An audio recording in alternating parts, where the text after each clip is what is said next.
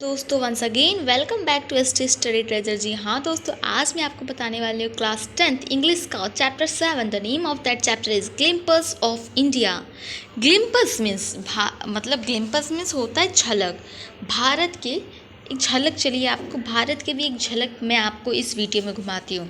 तो यहाँ पे 3 पार्ट दिए गए हैं। फर्स्ट पार्ट में है backup from Goa, second part में है कुर्ग और थर्ड पार्ट में अ टी फ्रॉम आसाम। इनके राइटर यहाँ पे दिए गए हैं, आप इसको याद कर लीजिएगा। वैसे नॉर्मली एग्ज़ाम में अभी तो नहीं पूछा गया है, बट चांस होता है तो आप इसको लर्न कर लीजिएगा। ओके, सभी चैप्टर के। तो चलिए ये चैप्टर हम लोग स्टार्ट करते हैं। So okay, let's start. A baker from Goa. A baker from Goa. This is a pen portrait of a traditional Goa village baker who still has an important place in this society.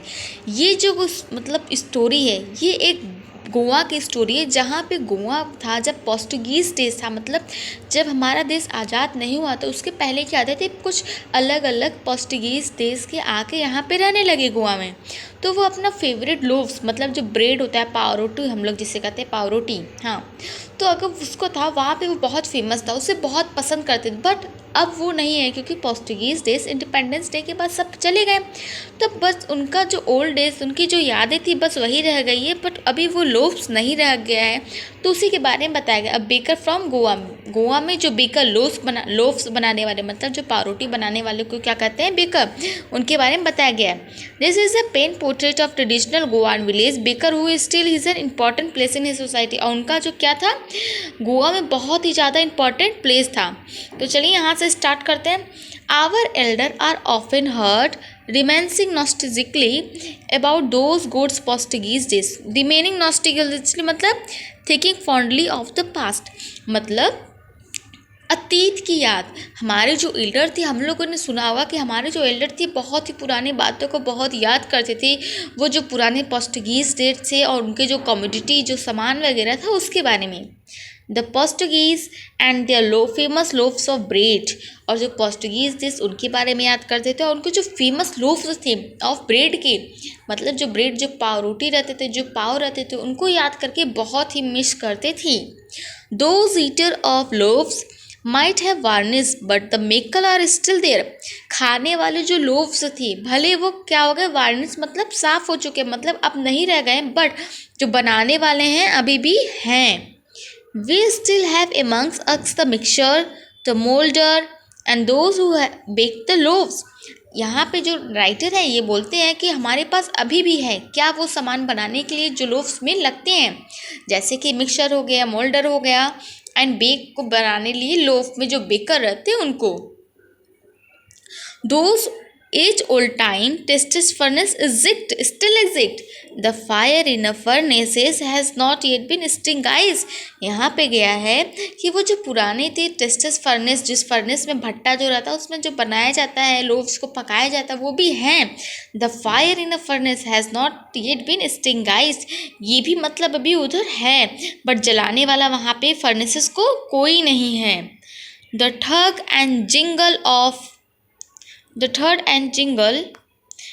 The traditional baker bamboo. और वहाँ पे जो ठग जो baker लोग रहते थे ना, तो वो बाम्बू का एक ऐसा सा आवाज़ बजाते हुए आते थे। वो था कौन सा ठग एंड जिंगल का आवाज़ था। आपके जो ट्रेडिशनल बेकर थे बाम्बू बनाते थे। heralding his arrival in the morning can still be heard in the some places maybe। हाँ, तो यहाँ तक ही पहले मैं समझाती हूँ। heralding मीन्स अनाउंसिंग, किसी की आवाज़। तो जो ट्रेडिशनल जो बाम्बू बेकर लोग रहते थे ना, जो बाम्बू का वो ठग बनाते थे, बनाते थे, आवाज़ उससे निकलता था, ठग का आवाज़ निकलता था, जिंगल का आवाज़। इससे पता चलता था कि अब बेकर आ रहे हैं मॉर्निंग में। एंड सम प्लेसेस में ऐसा लगता था कि बेकर मॉर्निंग में आ रहे हैं। Maybe the father is not alive but the son still carries on the family profession. तो हो सकता है जैसे कि होते हैं ना, अभी ये चलता है कि पहले अगर इसके पिताजी चलाएं तो वही चीज़ उनके क्या चलेंगे, उनके बेटे भी चलाएंगे। तो ऐसा ही यहाँ पे हुआ। अगर हो सकता है उनके बेटे, अगर उनके फादर नहीं हैं तो उसका जो प्रोफेशन है तो कौन ले लेगा, उनके बेटे ले लेंगे। तो यहाँ पे यही बात किया गया है। This baker are even today known as a pader in Goa. अब इस टाइम में जो बेकर है इनको क्या कहा जाता है, पैडर कहा जाता है। During during our childhood in Goa the baker used to be our friend companion and guide. Childhood Goa में जब हम लोग रहते थे ना, तो जो बेकर मतलब जो पैडर रहते थे वो हमारे फ्रेंड रहते थे, कंपेनियन हमारे साथी रहते थे, गाइड हमें सलाह देने वाले रहते थे। He use to come at least twice a day, ये दिन में 2 बार आते थे। Once when he set out in the morning on his selling round and then again. First time वो मॉर्निंग में आते थे जब, and then again when he return after empty his use basket, और तब वो जाते थे जब उसका जो खूब भारी भरकम जो बास्केट था वो क्या हो जाता था, ख़त्म हो जाता था, जो उसमें बेकर लोव्स लगे रहते थे वो ख़त्म हो जाते, तब वो जाते थे। द जंगलिंग ठग of his bamboo woke up from the sleep and we ran to meet him and greet him। And जो जब वो ठग मतलब जो बाम्बू से जो आवाज़ बजाते थे ना, तो उसमें जब ठक ठक का आवाज़ आता था तो वहाँ पे जो भी बच्चे चिल्ड्रन मतलब रहते थे वो सोते हुए उठ जाते थे। आप सोचते होंगे कि ये तो जब रात में लौटते होंगे तो वहाँ पे लुफ्स ख़त्म हो गया, एंड बच्चे भी तो मतलब क्या होते थे, बच्चे जब ख़त्म हो गया तो बिना लिए तो मतलब किस लिए वो उठेंगे। तो फिर यहाँ पे इसके लिए नहीं कहा गया है कि मतलब वो हमेशा लोफ्स के लिए ही प्यार करते थे, साथ ही साथ उनसे भी जो बेकर रहते थे, जो पैडर रहते थे, उनसे भी बहुत ज़्यादा लगाव हो गया था, और एक वजह और थी। तो चलिए आगे देखते हैं। वाई वॉज इट सो, ऐसा क्यों था। Was it for the love of loaves, क्या ये लोफ्स का ही केवल लिए ही प्यार था। नॉट एट ऑल, ये केवल लोफ्स के लिए प्यार नहीं था। The loaves are bought by some Pascaine और Bastine, the maid servants of the house। वो जो चिल्ड्रन रहते थे ना, तो उनके घर के एक मेड सर्वेंट जो रहते थे पेस्काइन और बेस्टाइन, वो लोग ये लोफ्स को बेचते, तो इस वजह से वो लोग जाते थे, उनसे मिलते थे। What we long for were those braid bangles which are choose carefully, sometimes it was sweets braid of special kind। तो वो लोग देते थे कि वो जो ब्रेड्स रहते थे बैंगल्स की तरह रहते थे। ब्रेड बैंगल्स मतलब क्या होता है, ये भी एक लोफ्स की तरह होता है। यहाँ पे ऐसा जैसे ये लोफ्स है एंड यहाँ पे बैंगल्स की तरह बना रहेगा, यहाँ पे पूरा मतलब ये बैंगल्स की तरह ऐसा रहेगा, ऐसा लोफ्स रहता था, ये बीच में खाली रहता था। तो इसी को ब्रेड बैंगल्स कहा गया है कि ये लोग बहुत ज़्यादा बहुत ही केयरफुली बहुत ही ध्यानपूर्वक इसे चूज़ करते थे, पसंद लेते थे, चॉइस करते थे। Sometimes it was a sweet breads of a special make. जब कभी रहता था ना, तो जब कभी स्पेशल दिन रहता था तो कभी कभी स्पेशल ब्रेड का बना रहता था। The baker made his musical entity on the scene with a Jhang Jhang sound of his specially made bamboo staff। जैसा कि मैंने बताया जिंगल एंड झंग, तो यहाँ पे वो अपने बाम्बू से स्पेशल साउंड निकालता है झंग झंग का। One hand supported the basket on his end and other banged the bamboo on the ground। पहला वो बास्केट अपने हेड पे रखे रहता था और दूसरा जो बाम्बू लिए रहता था वो जमीन पर से मतलब दबा दबा के ऐसे चलते थे। He would greet the lady of the house with good morning, और जो भी वहाँ पे लेडी वगैरह जेंट्स वगैरह दिखते थे उन्हें गुड मॉर्निंग बोल देते थे। And then place his basket on the vertical bamboo, और अपने बास्केट को वर्टिकल बम्बू पर खड़ा, जैसे ये मान लीजिए वॉल है ना, अभी सपोज डैट मैं आपको यहाँ पे एक्सप्लेनेशन करती हूँ कि वर्टिकल बम्बू की तरह कैसे करते थे। सपोज डैट ये हमारा क्या है, एक वॉल है, एंड यहाँ पे ये जो वॉल हो गया, तो ये क्या करते थे, इस तरह से करते थे। मतलब सपोज डेट अभी मैं आपको ऐसे दिखाती हूँ, जैसे सपोज डेट ये वॉल है हमारा, एंड ये बम्बू इस तरह से करते थे, एंड यहाँ पे यही अपना जो टोकरी मतलब बास्केट रहता था इधर रखते थे और इधर से लोफ निकाल के देते थे। तो चलिए आगे देखते हैं। Weekends would be pushed aside with a mild rebuke and loaves would be deliver to the servant. और हम बच्चे क्या करते थे, वही उसको जो मतलब जो हम बच्चे कहते वो बास्केट को ना इतना अच्छे से धक्का देते थे कि वो जो लोफ्स बेचते थे सर्वेंट, वो हम लोग को दूर कर देते, रिब्यूक कर देते थे, स्कोल्ड चिल्ला देते थे। रिब्यूक का मतलब मीन्स यहाँ दिया गया है and expression of the disapproval और scolding, and expression of a disapproval scolding, मतलब स्कोल्डिंग भी हो सकता है।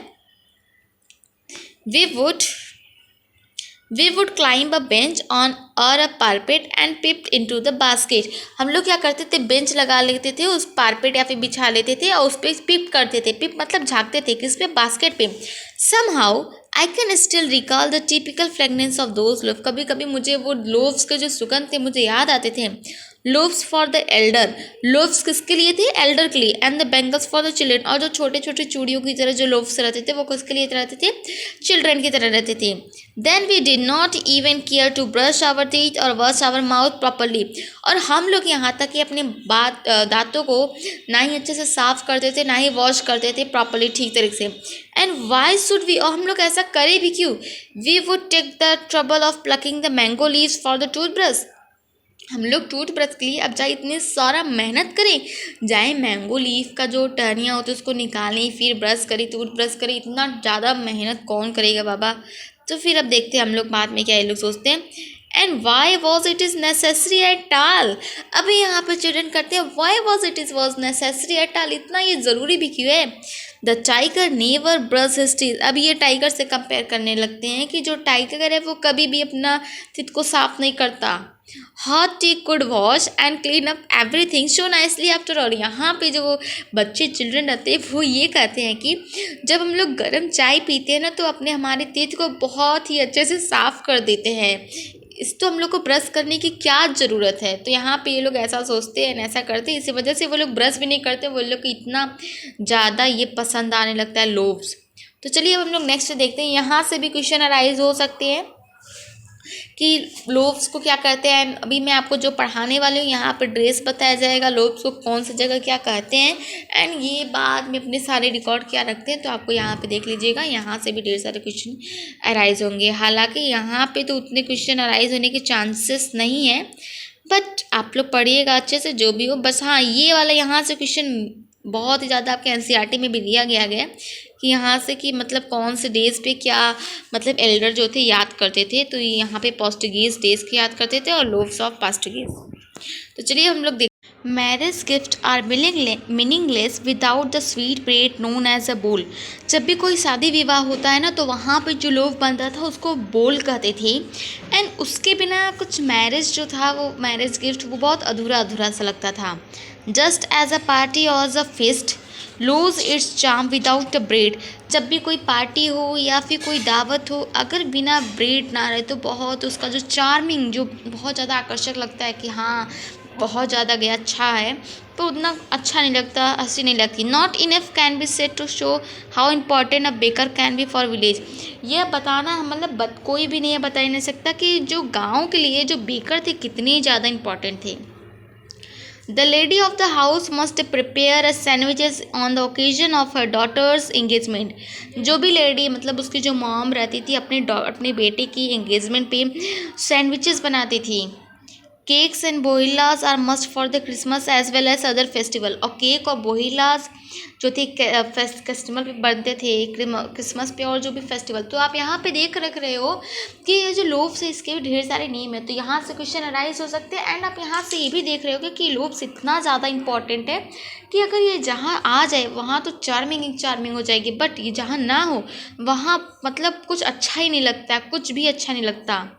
Thus the presence of a baker furnaces in the village is absolutely essential, इस वजह से जो बेकर के जो फर्नेसेस हैं, ये जो बेकर बनाने वाले हैं सब, ये सब क्या है बहुत ही ज़्यादा ज़रूरी है रहने के लिए। द बेकर और a bread seller of those days had a peculiar dress known as a kabai, उस टाइम पर जो बेकर रहते थे ना, जो फिर ब्रेड सेलर रहते थे उनके पास एक ड्रेस रहता था अलग से ही पहनावा उनका, उसको कहते थे कबाई।